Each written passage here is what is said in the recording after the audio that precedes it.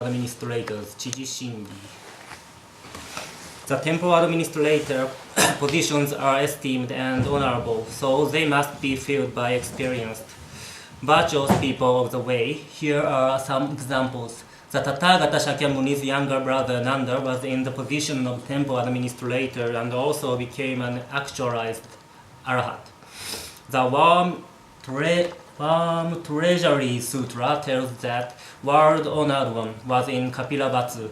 Buddha knew it was time for Nanda to be ordained as a monk, and so in the gate of Nanda's residence emitted a shining radiance.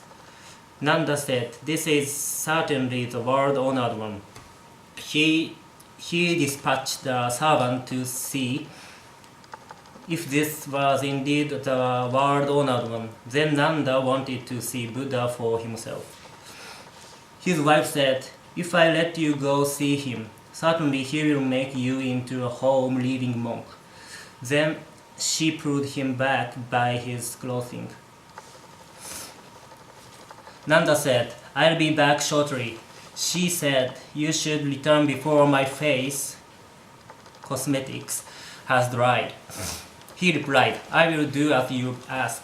Buddha had Nanda take his begging bowl to fill with food. He returned with the full bowl, but Buddha had already gone. He gave it to Ananda, who asked, "From whom did you get this bowl?" He answered, "This bowl is from Buddha." Ananda said, "You should give it back to Buddha." Nanda thereupon went to take the bowl to give to Buddha. Buddha had someone shave Nanda's head. Nanda said to the monk shaving his head, "Do not hold a blade to the head of a king of Jambudipa."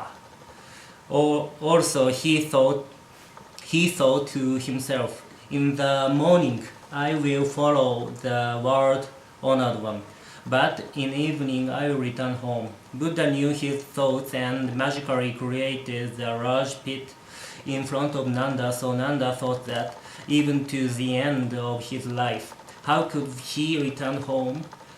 Buddha told Ananda to make Nanda a temple administrator. Ananda conveyed Buddha's request. Nanda asked, "What is a temple administrator?" Ananda said, "They check and take care of things inside the temple." Nanda said, "What should I do?" Nanda answered, "After the monks go to beg for food, you should sweep and moisten the ground, carry firewood, remove cow dung to clean the grounds, make sure that nothing has gotten lost, and close the gates after the monk. When evening comes, open the gates, sweep and wash the toilets." After the monks left, Nanda wanted to close the gates for the community. He closed the west gate and the east one opened. Closed the east and the west one opened. He thought,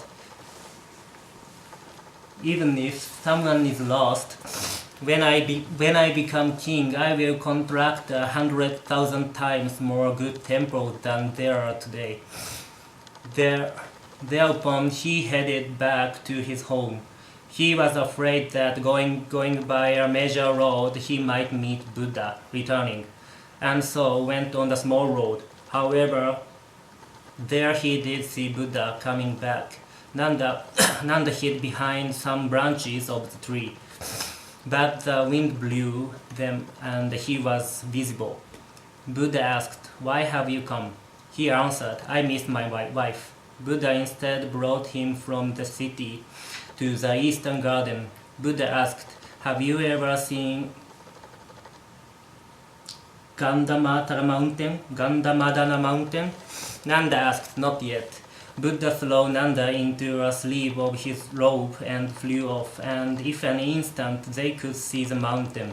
On top of the mountain was a fruit tree, and beneath the tree was a large female ape who had been scorched and had one eye missing. Finally, Buddha asked, "How is this like heaven?"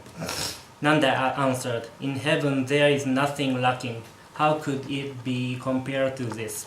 Buddha asked, "Have you seen heaven or not?" He asked, I have not yet seen it." Buddha threw Nanda into the sleeve of his robe and in the while reached the heaven of the 33 where they wandered around until they reached the pleasure garden, where they saw many beautiful ladies and a recreation garden with various musical sounds. In one place there was a heavenly maiden without a husband. Nanda asked Buddha about her, and Buddha had Nanda ask her himself. She answered, "Buddha's brother Nanda is maintaining the precepts and will be born here and become my husband." Buddha asked, "Nanda, how does she compare to your wife Sondari?" He answered, "Sondari compared to this heavenly maiden is like the one-eyed ape compared to Sondari." Buddha said, "Practicing pure conduct, you will have this benefit. If you now uphold precepts, you will be born in this heaven." Thereafter, Buddha returned with him to Jetavana. Then Nanda yearned for the heavenly places and practiced pure conduct. Buddha proclaimed to the monks that they all should not share any dharma activities together with Nanda. All of monks did not stay when he sat with them but got up and left. Nanda thought, "Ananda is my brother, so he will not dislike me." So he went and sat together with Ananda, but Ananda arose to leave. Nanda asked, how can you abandon your brother?" Nanda said, "I only avoid you because your practice is different." He asked, "What do you mean?" Ananda answered, Your longing is for a birth in heaven. My longing is for the nirvana." After hearing this, Nanda felt even more grievously distressed. Buddha also asked, "Have you seen hell yet?" He answered, "I've not yet seen it." Buddha threw him into the sleeve of his robe, and soon they saw various hells. They all had people being tortured, but there was a place with no person. Nanda asked Buddha about it. Buddha had him ask the hell guardian. He hell guardian answered, saying, "Buddha's brother Nanda is practicing in order to be born in heaven. For a while he will be up in heaven, but then he will return down to here and receiving torment."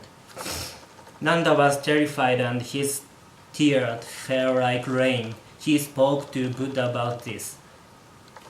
Buddha said, "If you practice pure conduct to get heavenly bliss, you will have this punishment." Buddha brought him back to Jetavana and widely expounded the warm form. Because of this, Nanda first aroused the mind of awaking, maintaining precepts for the sake of liberation, and later attained the stage of arahathood. Venerable Nanda was from the Kshatriya warrior class, son of King Suddhodana and brother of the Tathagata. He fills the position of temple administrator and finally became an arahat. Shouldn't we value and shouldn't we cherish the merit and virtue of seeing Buddha and the traces of previously actualized liberation? Therefore, only people with the mind of the way and who consider the ancient should be appointed as temple administrators. Those without the mind of the way should not be appointed. The mental attitude of temple administrators is the same as the mental attitude of abbots. Benevolence must come first, gentleness must come first. With great compassion and great sympathy to the assembled monks. Welcome to serve all from the 10 directions, and simple help the monastery flourish. These positions have been filled by people who do not look for worldly benefit but only exert the conduct of the way. Truly, this is engaging the way and perfuming refinement, and nothing is before this. Here is an example of the temple administrators intimately meeting together with teacher. 行き過ぎました。一応ここで終わりです。